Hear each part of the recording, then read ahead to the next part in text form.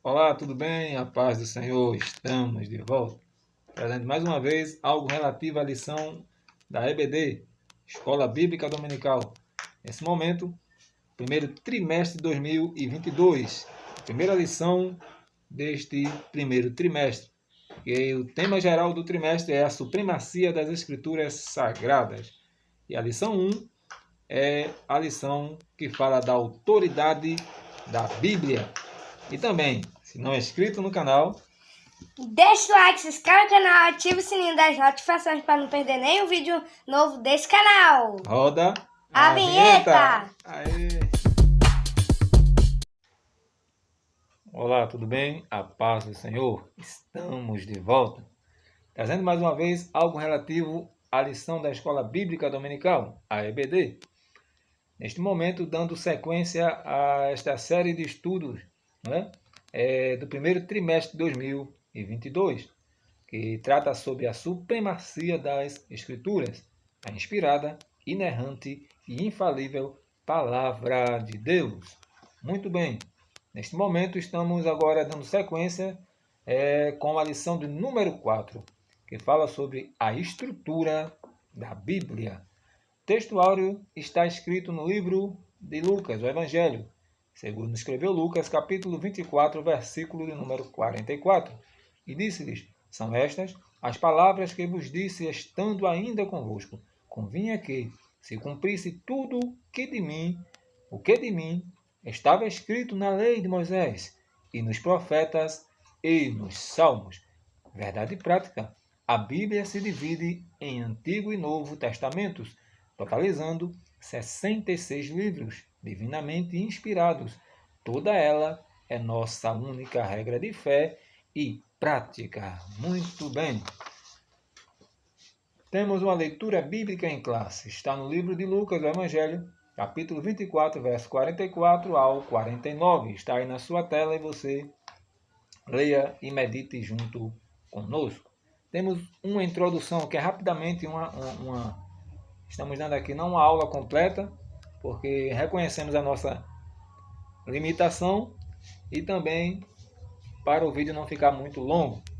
A Bíblia Sagrada foi escrita majoritariamente em hebraico e grego. É o que diz a introdução.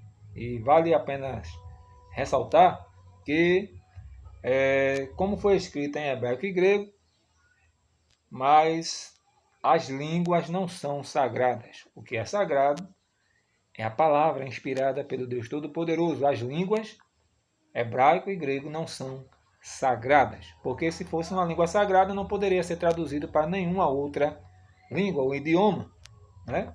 Então, as sagradas letras que Paulo falou a Timóteo não tem a ver com a escritura no hebraico ou no grego, mas tem a ver com a inspiração da mensagem. Amém? Muito bem. Você já sabe que são 40 autores ou escritores da Bíblia em 1600 anos, 16 séculos. Pessoas de diferentes lugares, escreveram que o Senhor soprou. Na verdade, a inspiração veio do próprio Deus. E só escreveram o que o próprio Deus ele inspirou. Muito bem. Como a Bíblia está organizada? Definição do termo Bíblia.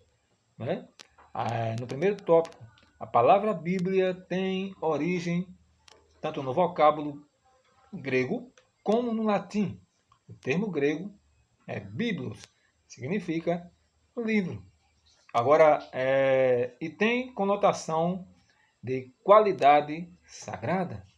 A Bíblia, no latim, é um substantivo feminino singular que igualmente exprime a ideia de livro. Então, tanto no grego como no latim, Bíblia é livro.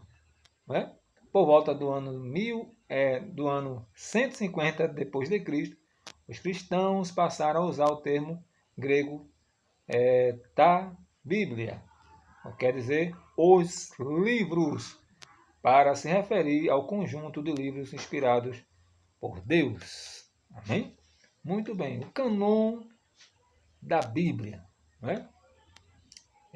Cânon procede do hebraico, uma palavra hebraica com sentido de vara de medir, O termo correspondente em grego é canon, né? Que significa régua.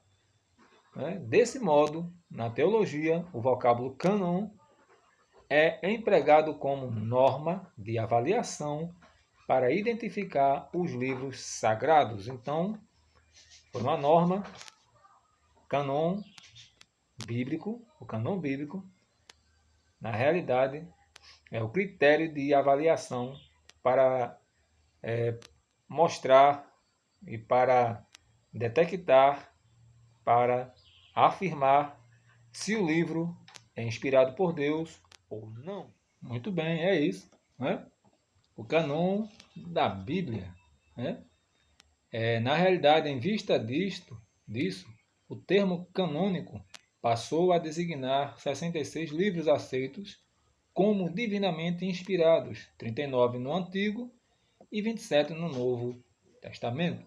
Isso quer dizer que o Espírito Santo guiou o seu povo a reconhecer a autoridade desses escritos como regra de fé e prática. O cânon bíblico está completo, nada pode ser acrescentado ou retirado das escrituras canônicas. Apocalipse, capítulo 22, versículos 18 e 19. Os dois testamentos bíblicos. O termo testamento vem do latim, né? E a sua tradução da palavra grega é diatek e da hebraica é berit. Ambos os termos têm o sentido de aliança, pacto ou concerto. O que é um testamento? Testamento, na realidade, você sabe, e eu sei, que o testamento é aquele que afirma o desejo, não é verdade? O desejo, o último desejo da pessoa antes de morrer, que vai deixar, que não vai deixar, para quem vai deixar, não é? Então, na realidade, testamento quer dizer isso. Quando a pessoa está para partir ou está preparando-se para o dia, aí o testamento só tem força quando o testador morre. Então é preciso haver uma morte. É o que diz lá no livro aos Hebreus, né? Está dizendo que o testamento só tem força quando há a morte do testador. Então, o testamento só vale depois que o testador morre. E é por isso que Jesus Cristo morreu na cruz do Calvário e nos trouxe a salvação. Muito bem. Falando da estrutura da Bíblia, nós observamos também que a Bíblia ela é a infalível palavra de Deus. E tem alguns termos que são usados para designar a palavra de Deus, que é livro da lei, Deuteronômio 31 e 26, Evangelho, né? Sagradas Escrituras, lei do Senhor, palavra de vida, palavra de Cristo, que está os Colossenses capítulo 3, verso 16, Escrituras, 2 Timóteo 13, 16, né? O rolo, né? Em Efésios, a palavra de Deus é chamada de espada do Espírito, né? Em João 17, 17, a palavra ou a Bíblia é chamada de verdade. Palavra de Deus em Lucas 11, 28, palavra de vida em Filipenses 2,16 e palavras do Senhor, Salmo 12 e o versículo 6. Não é verdade? Falando do testamento, o testamento só tem força onde há a morte do testador, em Hebreus 9 e 17. O que foi que Jesus conquistou na cruz, através da sua morte? Ele disse, este é o Novo Testamento, né, do meu sangue. Jesus trouxe, né, o Novo Testamento. Jesus trouxe a nova aliança para nós. O que foi que ele conquistou com a sua morte e ressurreição? É o único testador que morre, dá valia ao seu testamento, mas depois retorna dos mortos. Ele conquistou para nós a salvação para todos aqueles que crêem. Ele conquistou com a sua morte também a vitória sobre o pecado, Romanos 6 e o versículo 5 ao 7. Jesus também, com a sua morte para dar valia ao seu testamento e a sua ressurreição, também conquistou vitória sobre a inimizade com Deus. Nós éramos inimigos de Deus. Tínhamos uma barreira Isaías, capítulo 59, versículo 1 ao 3, fala que as nossas iniquidades é que faz separação entre Deus e nós. Efésios 2, versículo 12 e o 13, diz que Cristo derrubou a parede da separação. Né? Então ele conquistou para nós também vitória sobre a morte, que é o único inimigo, o último inimigo a ser vencido, mas Jesus Cristo já venceu. Né? Muito bem. Então nós observamos aqui o seguinte: a Bíblia Sagrada e a sua estrutura. Né? O Antigo Testamento e o Novo Testamento. No Antigo Testamento, a estrutura do Antigo Testamento, ele tem 39 livros. Não é verdade? 39.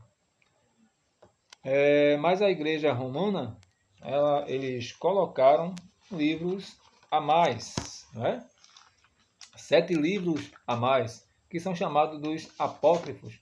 E por que a igreja não aceita nossa Assembleia de Deus e outras denominações não aceitam? Porque não está no cânon sagrado, no cânon bíblico. Estes livros são apócrifos, são livros que servem para fontes históricas. E olhe lá, né? Porque há algumas contradições, fábulas, né? Lendas. A mulher que jejuava todo dia, Daniel 14, mas só tem Daniel até 12 no cânon sagrado. Né? Diz que Daniel foi para a cova mais de uma vez, diz que Daniel matou o dragão. Né? E outra coisa, veja aí na sua tela, outra contradição. No livro apócrifo, no livro que a Igreja Romana colocou, está escrito lá no livro de Tobias, capítulo 4, versículo 11. Veja aí na sua tela, que a salvação é por meio das obras. Então, fazer esmola, dar esmola para ser salvo. Né?